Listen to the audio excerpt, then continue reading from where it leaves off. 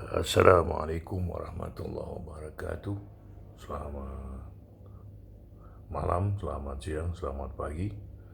Salam, Om Swastiastu, Namo Buddhaya, salam kebajikan, salam natis. Selamat berjumpa kembali teman-teman semua dengan saya, pembawa acara relatis Indra Bahri Aden. Nah, malam ini kita bicara tentang bahwa apa yang telah dilakukan oleh masa kepemerintahan Orde Baru di bawah pimpinan Soeharto yang sangat militeristik hingga mengabaikan daya berpikir, hingga mengabaikan daya analisa, hingga mengabaikan sistem berpikir dalam budaya. Hingga hilanglah kita dalam sebuah pemikiran, analisa, dan juga budaya berpikir.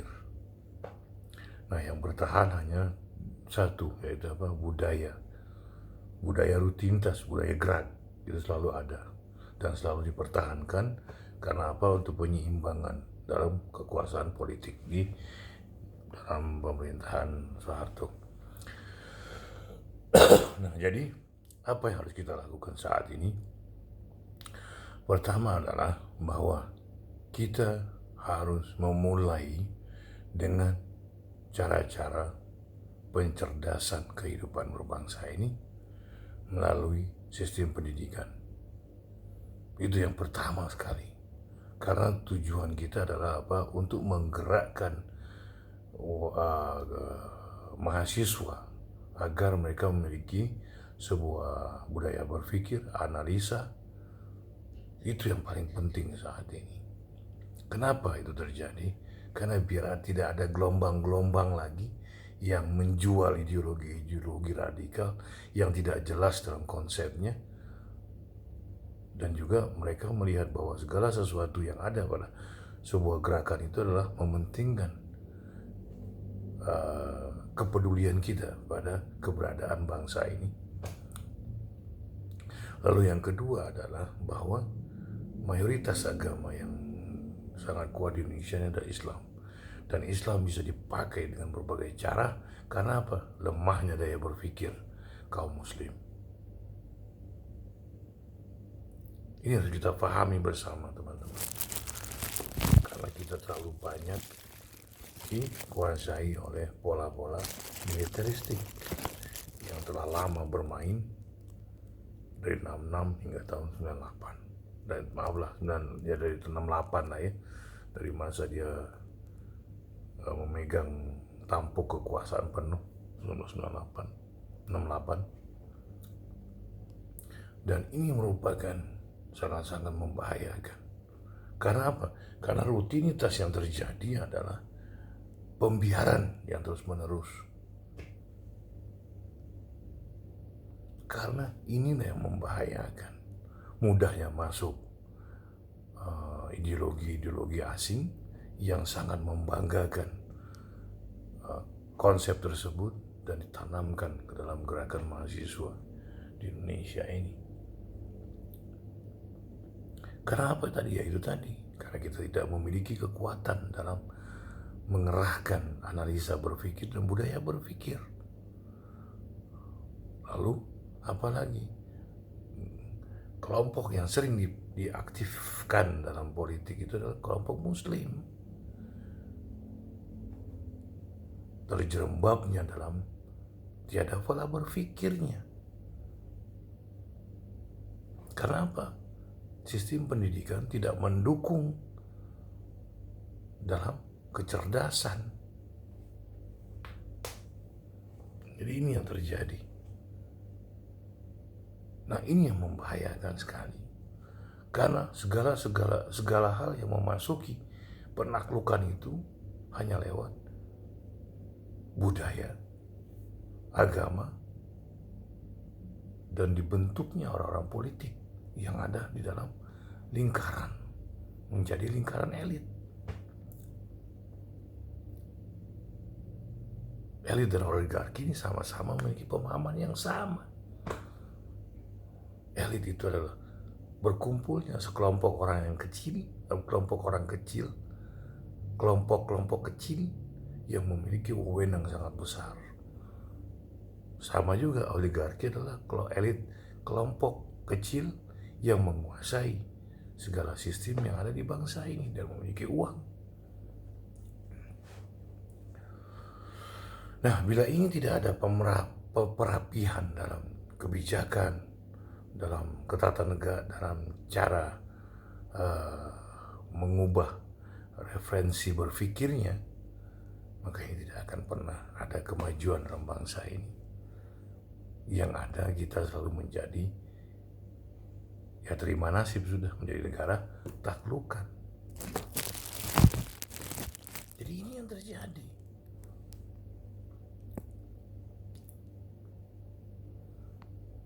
Kita contoh satu hal, Ukraina. Kenapa Rusia marah? Karena presidennya Zelensky, dia menyatakan bahwa dia akan menjadi anggota NATO. Nah, dengan adanya masuknya dia jadi anggota NATO, maka apa yang terjadi?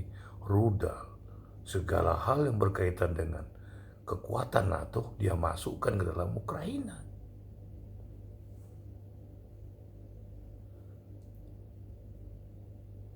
Dan ini sangat membahayakan strategi geopolitik dan geostrateginya Putin. Rusia akan mudah diserang dari sisi Ukraina. Makanya Putin ngamuk dan memberikan peringatan.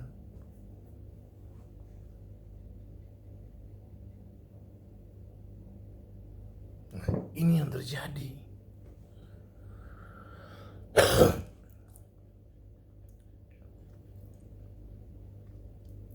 Jadi keberuntungan Kremlin itu adalah apa?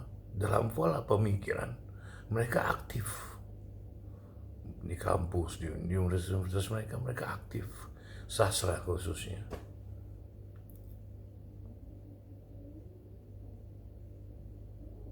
Seperti itu.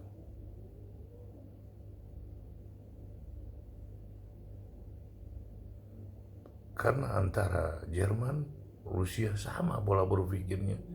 Mereka lebih menggerakkan cara berpikirnya. Di Asia, Jepang juga mengalami sebuah kemunduran budaya. Karena banyaknya pengaruh Amerika yang masuk ke dalam sistem cara berpolitik mereka, sistem pemerintahan mereka, dan cara berpikir mereka.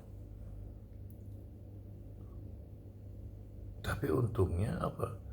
Ada kelompok yang mempertahankan kerajaan yang selalu membuat sebuah program untuk memberdayakan berpikirnya, budaya, membuat sebuah analisa dan membudayakan pemikiran di bangsa Jepang. Bahkan orang kirinya pun sama. Mereka tidak menghilangkan begitu saja. Tapi pemerintahannya bergerak ke arah Amerika, cara berpikir Amerika. Ini yang terjadi teman-teman semua. Nah, sementara Jerman, dia tetap mempertahankan cara berpikir dalam budaya berpikir, hingga mereka tidak mudah dikelabui. Seperti itu. Bahkan kemarin kanselir mereka saja, saya lupa, kanselirnya aja mengatakan kami tidak akan menyerang Rusia dan kami tidak akan terlibat dalam gempuran NATO nantinya. Pernyataan kanselirnya, seorang wanita. Seperti itu. Karena apa? Karakter mereka itu yang dikreasi lewat pemikiran, kecerdasan dalam berpikir. Jadi mereka tidak membudayakan budaya gerak, tapi membudayakan budaya berpikir. Karena budaya berpikir mempertahankan budaya geraknya. Seperti itu.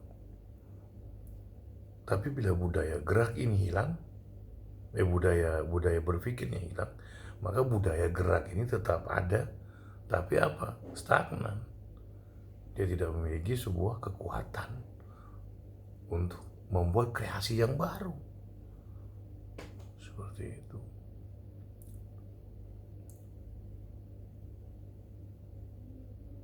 Jadi perjalanan bangsa ini selalu dari zaman Soeharto hingga saat ini hanya lebih memperdulikan apa? Nama seorang elit politik, dan juga mempertahankan kelompok elit politik. Untuk apa? Bermain di pemilu berikutnya melalui apa? Jor-joran, pembangunan fisik.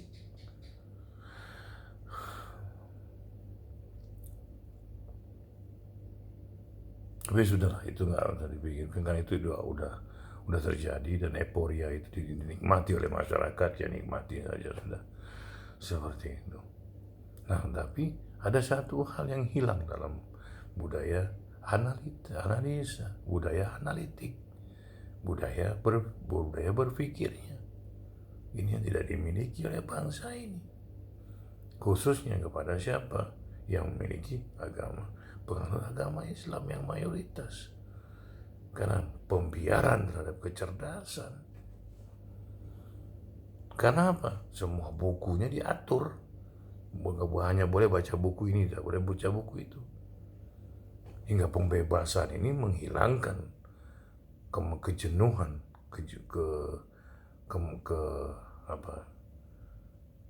kekesalan pada masyarakatnya, pada pemeluknya.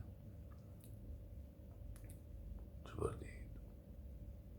Nah, hingga budaya dengar lebih kuat daripada budaya baca, literasi, budaya nulis, dan budaya diskusi. Karena budaya kuping itu lebih kecenderungan pada penaklukan terhadap orang lain. Dia lebih menindas hukumnya. Dia lebih menindas, lebih menindas, lebih menekan pada sesuatu kelompok yang dianggap tidak memiliki kekuatan apa-apa. Pengikut mereka ditindas. Lo harus ini. Seperti itu. Akhirnya terjadi adalah apa? Pemeliharaan terhadap robot-robot yang dikreasikan secara produksi massal. Hingga apa? Tidak mampu berpikir, tidak mampu berbuat sesuatu. Nah, jadi budaya pemikiran itu sudah hilang di bangsa ini. Kehati-hatian yang harus kita selalu ingatkan pada kawan-kawan semua. Seperti itu.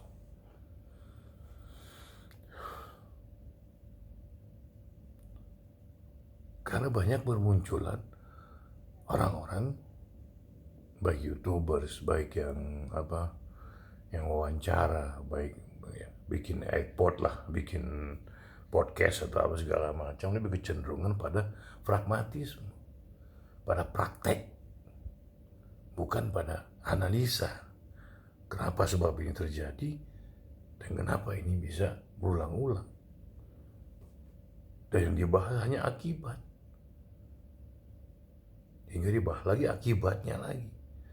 Dan saya tidak, karena sebuah akibat harus dihentikan melalui dari koreksi sebab.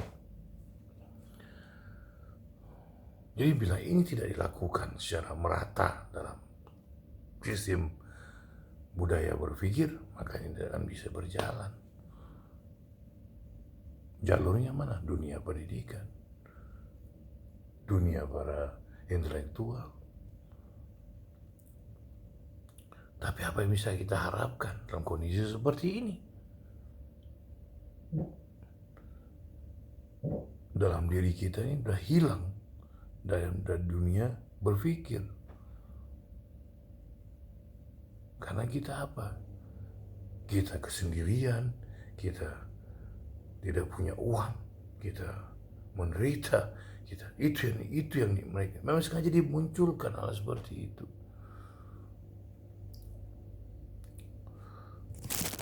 Seperti itu teman-teman. Tapi apakah kita akan diam? Jangan.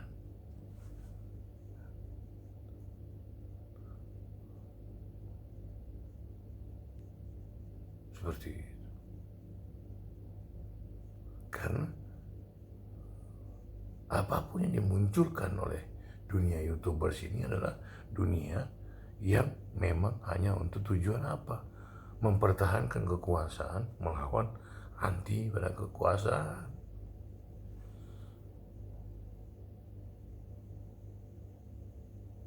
Seperti itu yang terjadi. Tapi pada sisi kebaikan, oke, kita bisa pakai ini. Seperti itu. Karena apa? Biar ini tidak melebar kemana-mana, maka ditutup oleh sekelompok orang untuk melawan pada anti kekuasaan yang terlalu menghayal khilafah, terlalu menghayal konsep Islam, tapi mereka tidak pernah menghargai Islam sendiri. Apa? Islam mengajarkan pada kita meyakini agama-agama yang sebelumnya. Itu perintah Allah, Yahudi dan Nasrani.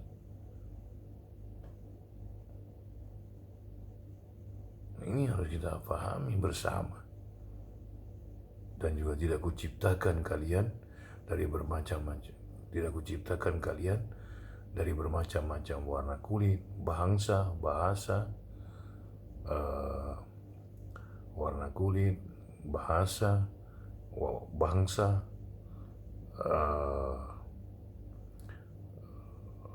suku-suku, kecuali untuk saling silaturahmi.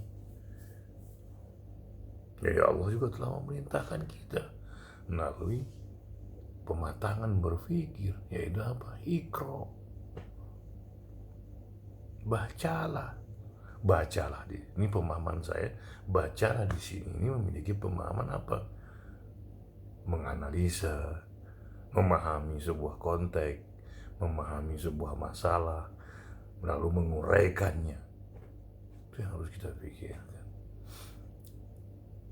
Jadi Islam tidak pernah menyerang dan berbuat kekasaran pada pihak lain, bahkan menekan mereka untuk tidak boleh beragama.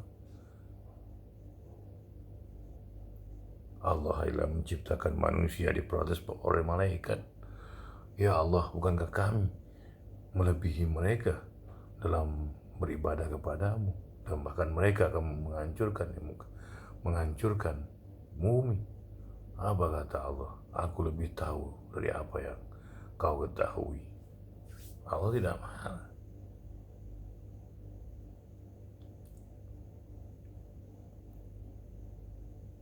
Berarti dalam konteks ini, Muslim ini harus berpikir. Karena ayat-ayatnya selalu mengajarkan kepada Muslim untuk menganalisa setiap teks. Biar menemukan apa yang dimaksud oleh Allah Subhanahu wa Ta'ala. Makanya Iqra, bacalah.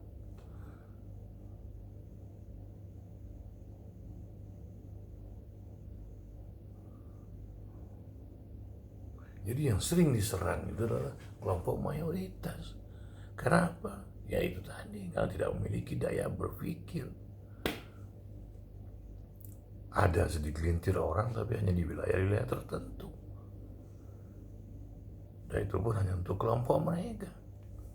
Ketika mereka masuk ke kelompok yang lain akan perang.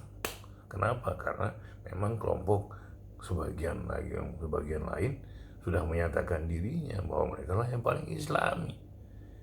Ini kan bahaya sekali.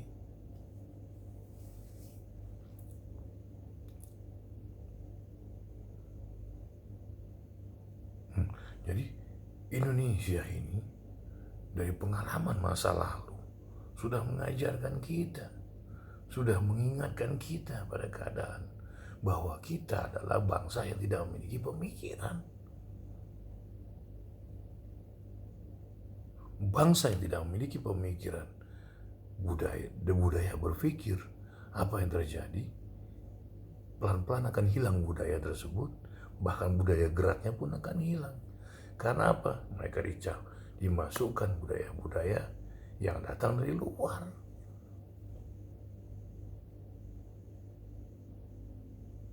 Karena apa? Di sana tidak ada analisa, tidak ada pemahaman, tidak ada pengertian tentang apa yang mereka bawa kepada bangsa ini. Akhirnya bangsa ini cuma jadi satu lagi, bangsa taklukan.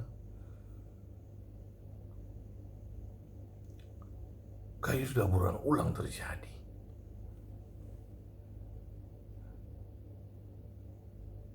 Lewat mana mereka masuk? Kita bicara tetap pada elit dan oligarki. Makanya kepada masyarakat, rakyat Indonesia, bergeraklah, bermainlah dalam literasi, menulislah, berdiskusilah, membacalah.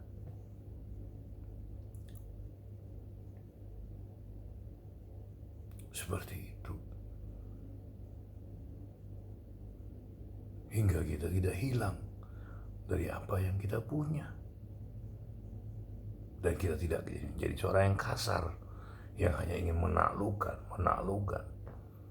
menaklukkan, pemaksaan bahasa, penguasaan terhadap orang lain,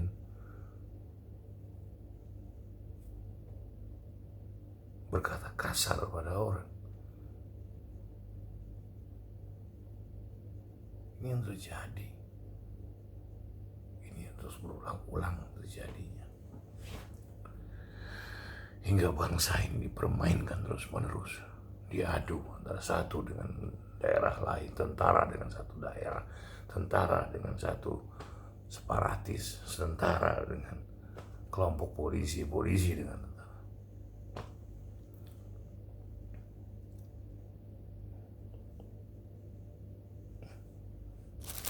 Jadi seperti itu teman-teman semua. Bagaimana kita bisa bergerak bila kita tidak memiliki kemampuan berpikir, tidak memiliki kemampuan pemahaman.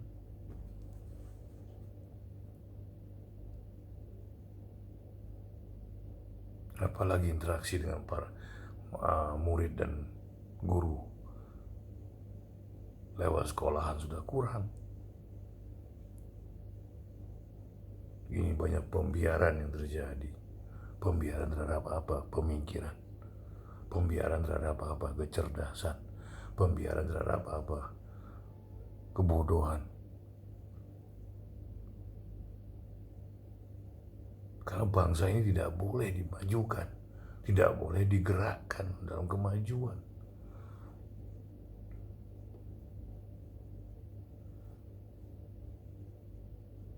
Kenapa terjadi? Karena itu tadi, takut pengambil alihan dari negara taklukan menjadi negara yang bebas. Karena apa? Mereka bisa berpikir, bisa mengolah, mereka bisa memiliki kemampuan dalam budayanya. Hingga interaksi mereka berpikir bahwa bangsa ini harus maju. Dan mereka bergerak mengkreasi teknologi, apapun bentuknya. Karena itu tadi, dari aktivitas membaca, menulis, dan berdiskusi.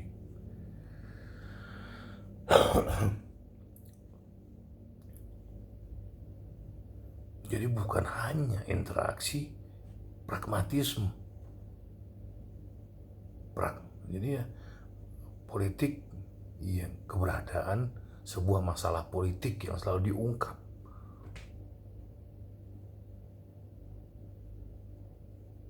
Ini masalahnya. Jadi sebuah politik itu diangkat demikian rupa untuk apa?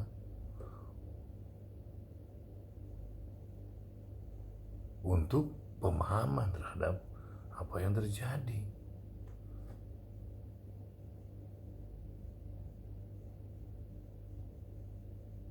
Tapi ini lewat pengkasaran kalimat dan juga penghancuran karakter manusianya. Ini akan berulang-ulang terus.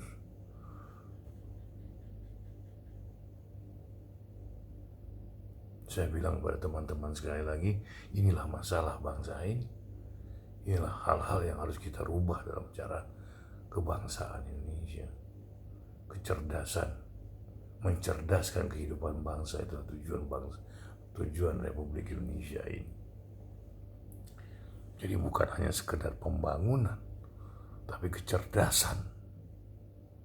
Itu yang harus diungkap, itu yang harus diangkat, itu yang harus ditarik.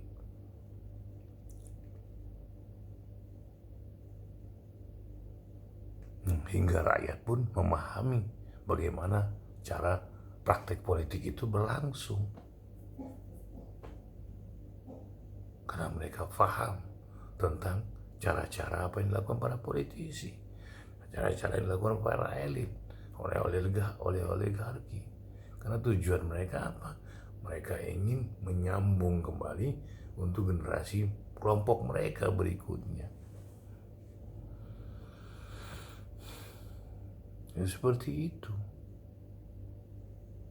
Jadi regenerasi elit politik ke generasi berikutnya. Ini yang terjadi terus berulang-ulang. Hingga masyarakat hanya jadi penonton, masyarakat hanya jadi alat, masyarakat hanya jadi penggembira di setiap acara mereka.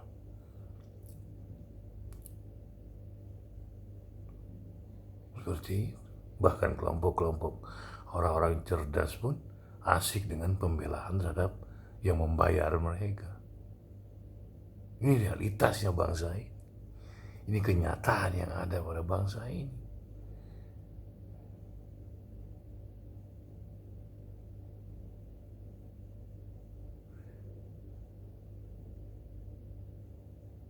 Jangan jenuh teman-teman semua apa yang saya bicarakan. Karena ini adalah kenyataan yang terjadi pada bangsa ini. Ini pula yang membuat bangsa ini tidak pernah bergerak. Hingga asik dipermainkan oleh bangsa lain lewat pemikiran.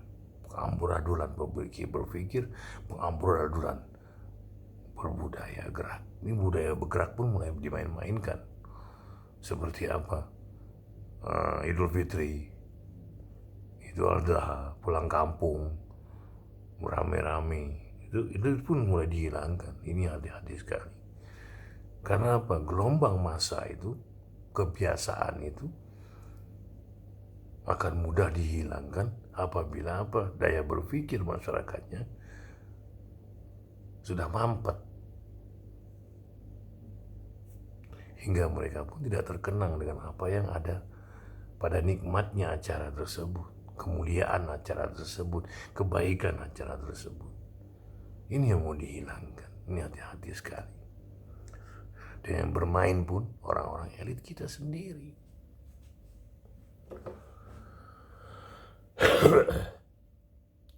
Jadi ciri khas bangsa ini mau dihilangkan perlahan, digaruk. Kenapa? Mumpung para pemikir tidak ada, mumpung para pembicara tidak membicarakan ini, mumpung orang pada asik dengan praktek politik. Politik itu tidak kejam, tapi yang melaksanakan politik itulah yang kejam. Jadi politik itu tidak kejam, bukan Machiavellian. Politik itu adalah lemah lembut, politik itu adalah pemahaman terhadap geraknya seseorang untuk melakukan sebuah aksi, untuk menyatakan dirinya pada sebuah kebijakan, menolak atau tidak, dengan alasan-alasan yang dia berikan, dengan rasionalitas tentunya. Karena yang selalu diangkat ini adalah akibat ditarik menjadi akibat baru. Ini problematik bagi kita semua.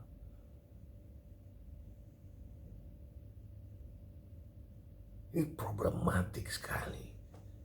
Akibat dia pecah lagi jadi akibat baru. Akibat ini diangkat lagi menjadi akibat yang baru. Tapi tidak pernah melihat masalahnya, sejarahnya, atau sebab awalnya. Kenapa akibat ini terjadi. Ini seolah-olah mau dipotong. Demikian kerasnya. Inilah kata Soekarno, jas merah jangan sekali-sekali merupakan sejarah.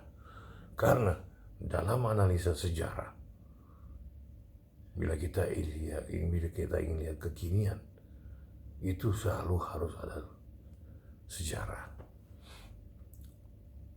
Lalu analisa budayanya. Karena apa? Masyarakat itu memiliki sebuah budaya dalam wilayah mereka masing-masing. Kebiasaan hidup, kebiasaan makan, kebiasaan berkumpul, kebiasaan berbicara, kebiasaan bertetangga, ngobrol. Itulah budaya. Itulah budaya gerak. Nah, gimana dengan budaya pikir? Ini diberantas pelan-pelan. Karena dibuatlah sebuah program untuk menghancurkan cara berpikir. Hingga akhirnya apa? Budaya gerak pun akan hilang secara perlahan. Inilah yang terjadi, teman-teman semua. Bila ini tidak digerakkan, tidak dihentikan, dan bila ini tidak dilaksanakan dalam sistem kecerdasan pada bangsa ini, lewat berpikir, lewat menulis, lewat berdiskusi, dan juga lewat membaca. Literasi harus banyak di tangan para anak didik, karena itulah yang menjadi makanan nafsu, bukan nafsu, jadi keinginan masyarakat untuk berpikir, karena mereka memiliki pengetahuan lewat budaya baca, dikembangkan lewat budaya nulis, dikembangkan lewat budaya diskusi. Oke, ya paham teman-teman semua. Terima kasih atas kehadirannya. Jadi tujuan daripada analisa politik, analisa budaya dan sejarah inilah untuk mengingatkan kita bagaimana hal-hal yang buruk selalu terjadi pada bangsa ini, baik pada masyarakat pada umumnya maupun pada penganut agama Islam khususnya yang mayoritas di bangsa ini, hingga ini menjalar ke berbagai agama yang lain. Itulah budaya.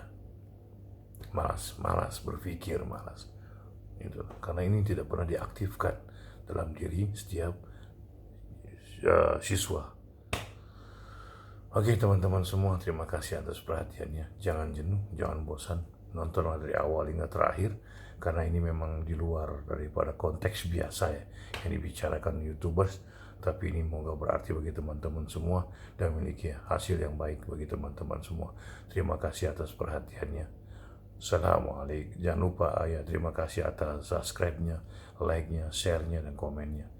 Assalamualaikum warahmatullahi wabarakatuh. Selamat malam, selamat siang, selamat pagi, dan juga salam Om Swastiastu, Namo Buddhaya, salam kebajikan, salam latis.